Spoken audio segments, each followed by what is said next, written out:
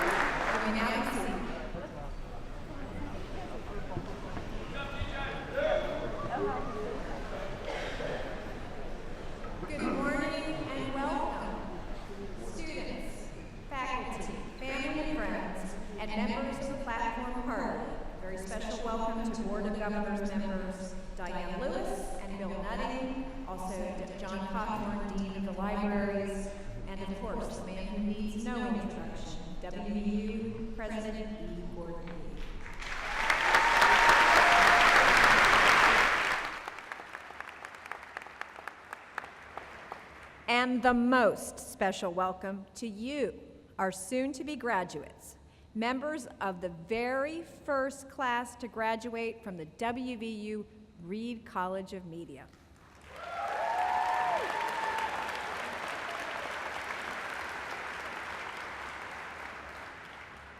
Today marks a milestone achievement in your lives. The end of one journey, the beginning of another. After several years of hard work, we won't count them, some long days and some even longer nights, you are about to cross the finish line, diploma in hand. And while you deserve the lion's share of the credit, you didn't get this far all on your own. At this moment, I would like to acknowledge some people who paved the way to your success. First, I'd like to recognize your parents, who gave you the foundation upon which to build a successful career and life. And I'd ask the parents right now to stand so we can congratulate you.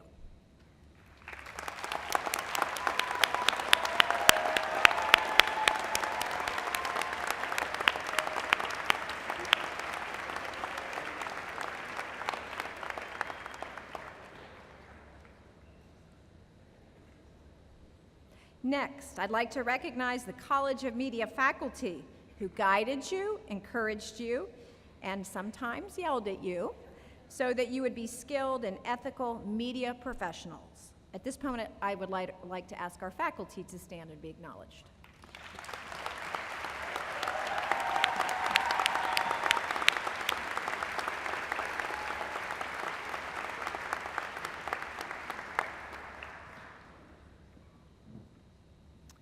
Well, I'm sure you're all very excited and a little bit anxious about the future. You're leaving the relative safety of school for the big unknown. And you're entering an industry that is very much in flux, transformed by technology, new economic models, and changing audience behavior. But you need not worry. Your education and hands-on experiences in the College of Media have given you the skills and the knowledge to adapt to a variety of situations. Your degree has value, and so do you. You are bright, you are determined, and you are resilient. You are creative with a strong sense of purpose and mission, which is exactly what is needed right now. The tools of communication may change, but the work done by journalists and media communicators is more important than ever as we help our audiences make sense of an increasingly challenging and complicated world. But our job is also to give people hope and to inspire them. And there is no better arena to do that than in sports.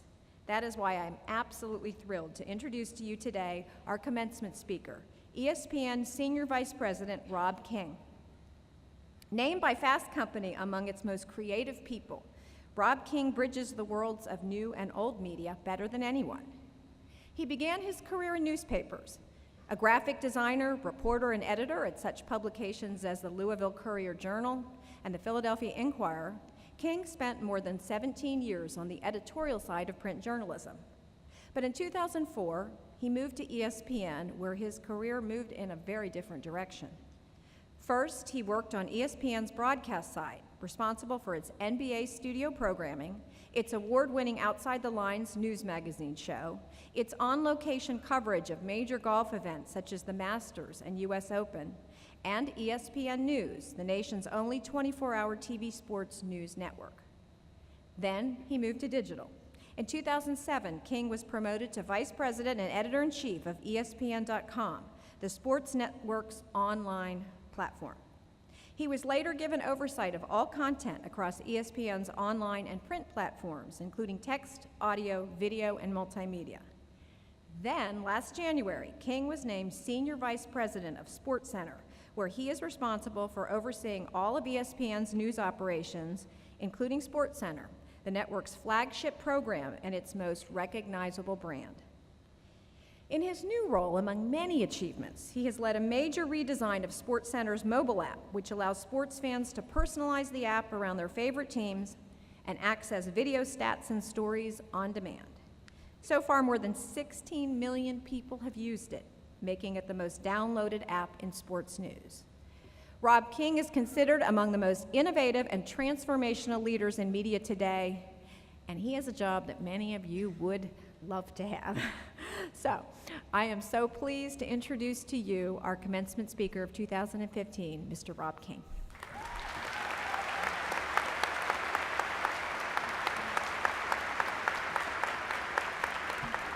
Thank you. Thank you very much. I am so honored to be here with you.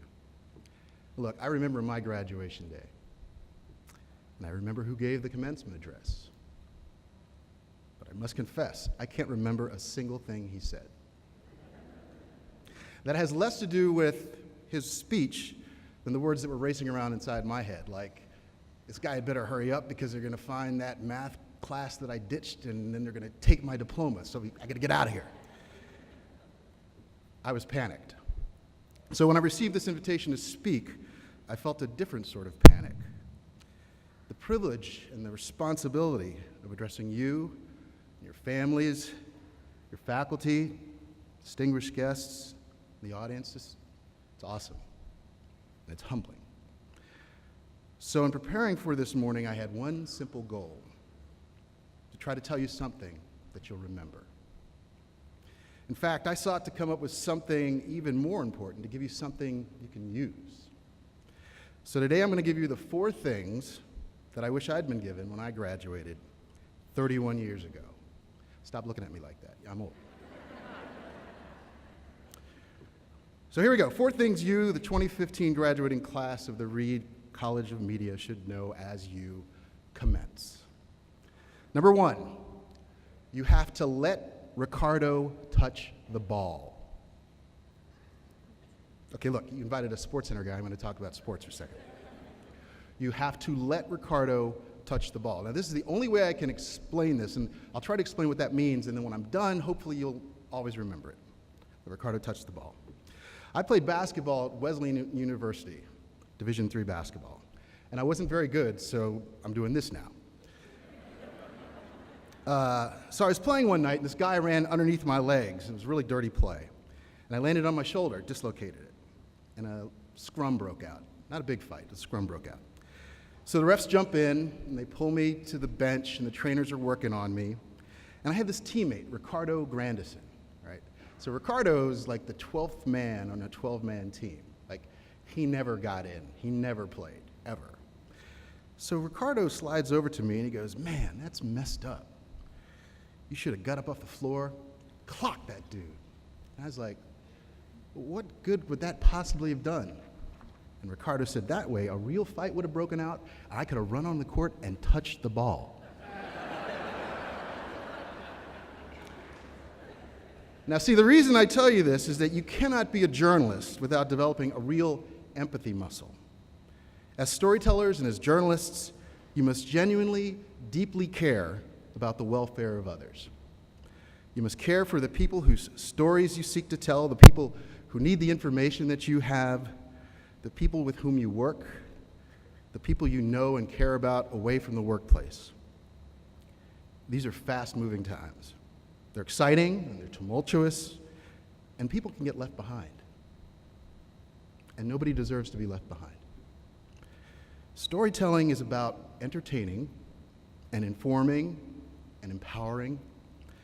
It's about connecting. If you're committed to being a journalist, and at this point I trust you are, working in communications or becoming a storyteller, you have to genuinely care about others. So let Ricardo touch the ball. Number 2, welcome to what I like to call the awful in-between. So today, most of you are commencing into that singular period of time between the ages of 21 and 32. Right? So the people up there know exactly where I'm going, and they're starting to laugh. Up until this point, you've been the top achiever, the A student, the amazing learning machine that can take in training and information and produce the best work imaginable. And when you're finished overachieving, you've been wrapped up in this wonderful security blanket that you call home, or on campus, or hanging out with friends. In just about every instance, given how you've worked and how you've learned, you're the subject matter expert in just about everything. And then all of a sudden, you're the youngest, least experienced person in the room. That's the awful in-between. You're the person who's trying to get his or her first break. You're the person who feels like you have to be perfect, because if you make a mistake, you'll never get another chance. So I'm here to tell you that this, the awful in-between, is actually a really precious, precious time. It's actually your time to make mistakes. Look, in 1987, I worked at the Danville Commercial News in Danville, Illinois, as a graphic artist. And the only time in my newspaper career I ever heard anyone yell, "Stop the presses," was when I made a mistake. I was responsible for putting together our NCAA bracket in the paper, and I accidentally mismatched the regions. That's right, I screwed up the newspaper's NCAA bracket. And I run SportsCenter.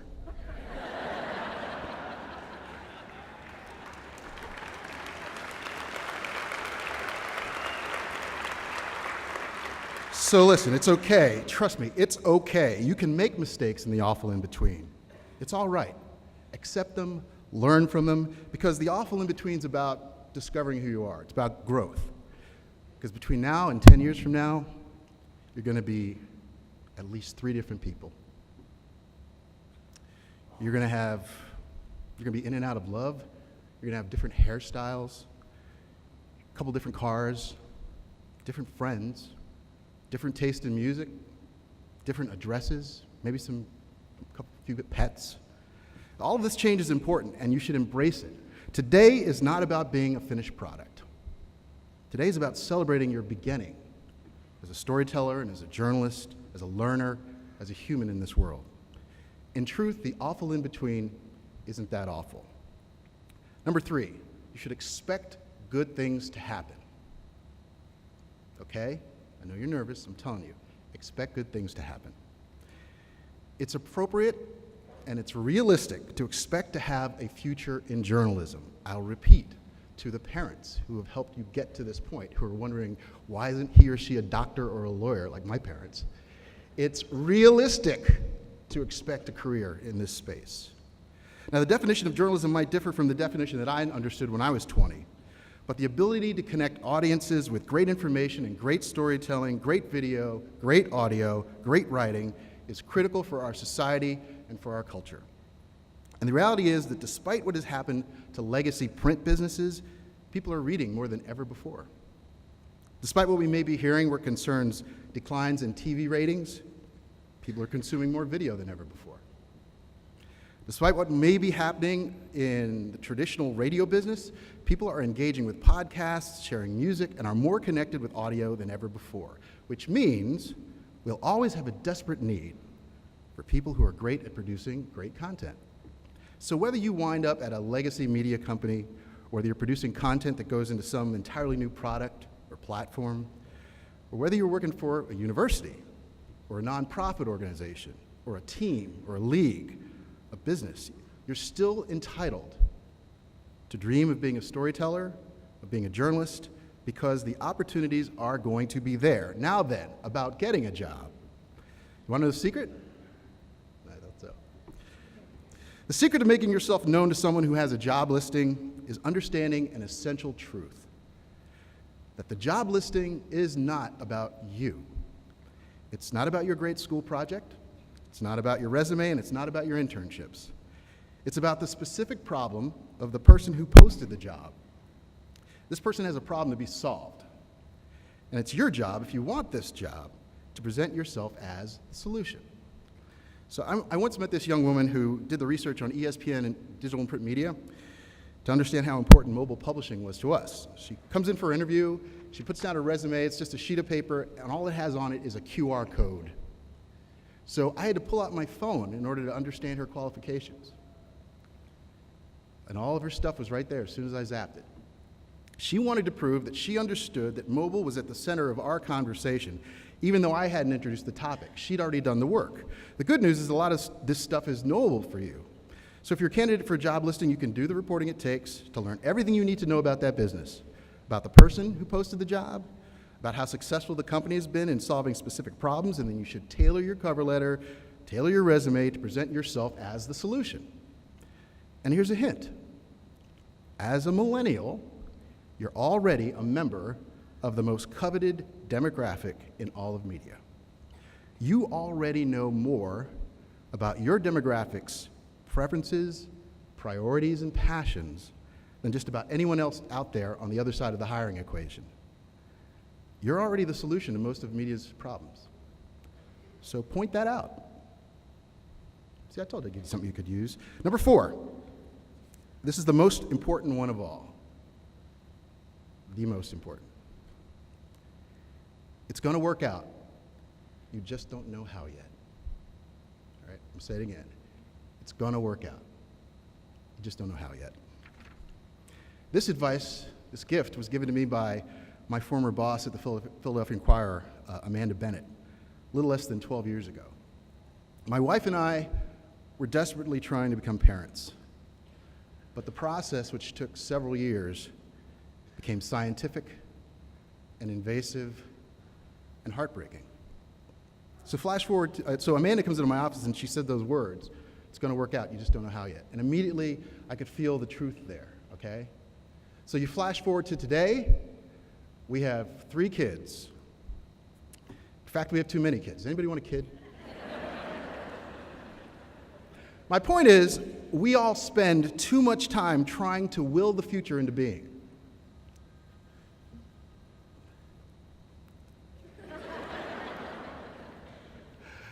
Look, I don't have anything against having goals, trying to set the stage for success. That's really important thinking. I got it. But we don't get to know how it will work out. And that's okay. And sometimes it works out in ways we never expected. That's okay too. All I ever wanted to be when I was growing up was to be a cartoonist. And I was for about 6 years. But that has nothing to do with what I'm doing now. It's all good. I promise you, if you stay aware and open and willing to learn and share and mindful of the needs of others, you can expect good things to happen. This isn't about a career. It's about a journey. Your journey. You can expect twists and turns. You can get lost every now and then. It's okay. Ask for directions. Listen. Grow. And now, commence. Congratulations.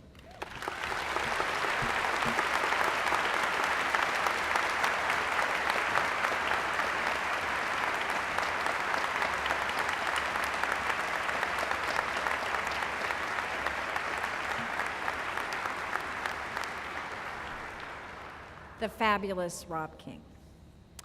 And so now it is my pleasure to once again introduce Faith Snyderman to sing Simple Gifts, a Shaker song written and composed in 1848 by Elder Joseph Brackett. Since 1973, Simple Gifts has been one of the university's signature songs, performed by the Pride of West Virginia Marching Band, the University Choir, and the extraordinary WVU performers at events far and wide all over the world.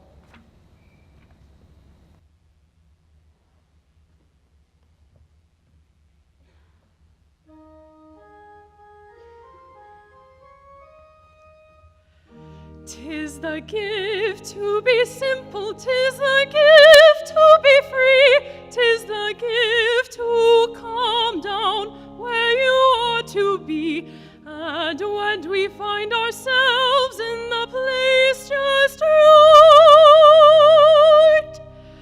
'twill be in the valley of love and delight.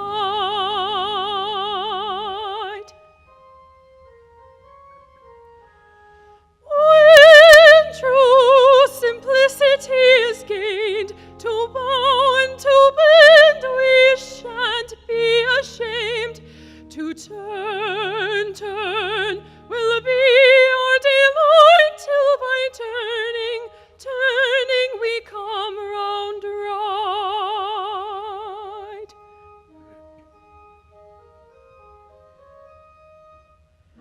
'Tis the gift to be simple, 'tis the gift to be free, 'tis the gift to come down where you ought to be. And when we find ourselves in the place just right,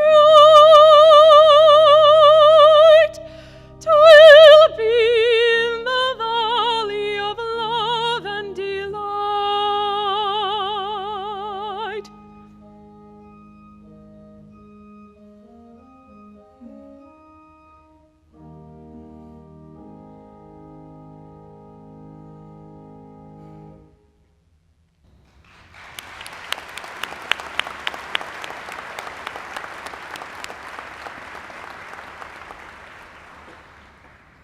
And now the moment you've been waiting for, the granting of the diplomas.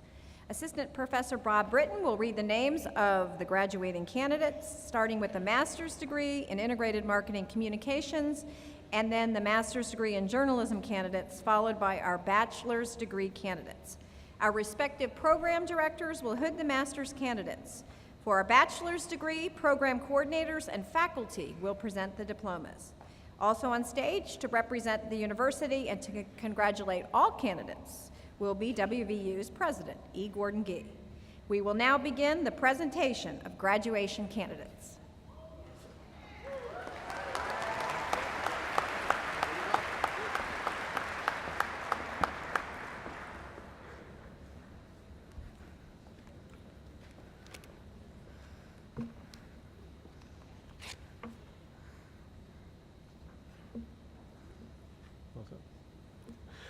Will the candidates for Master of Science in Integrated Marketing Communications please stand and approach the diploma table when your name is called. Online Program Director Chad Mesra will hood the candidates, and Dean Reed will present the diplomas. Jenna Beach.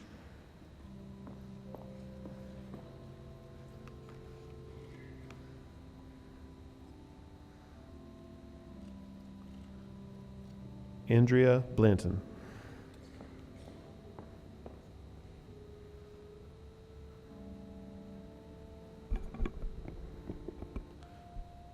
Jerome Brown.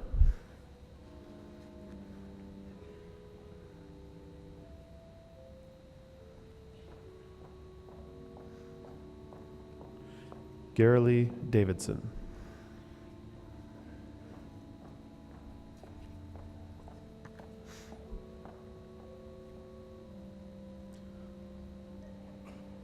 Blair Dowler.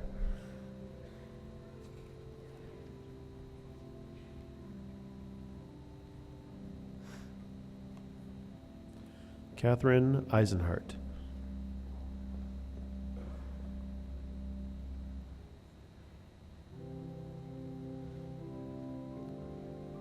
Jennifer Fraser.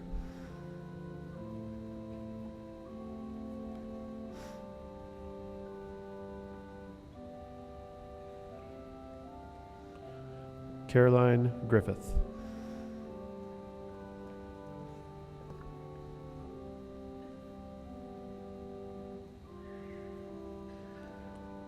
Joseph Gura.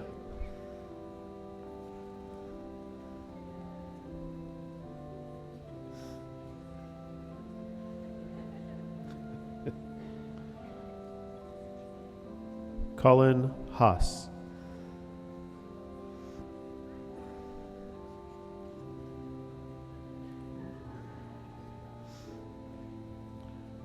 Kristen Hansen.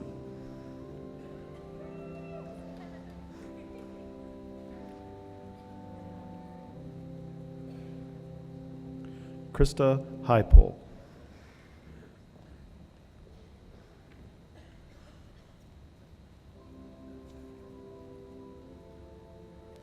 Tamara Hooks.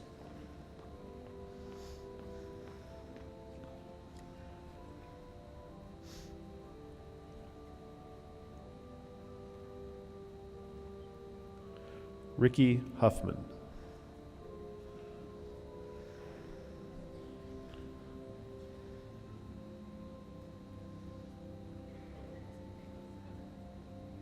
Eric Johnson.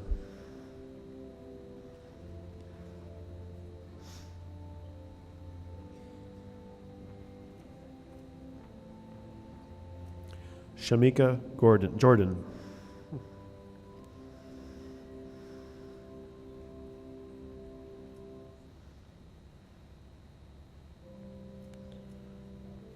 Kaylee Kirsch.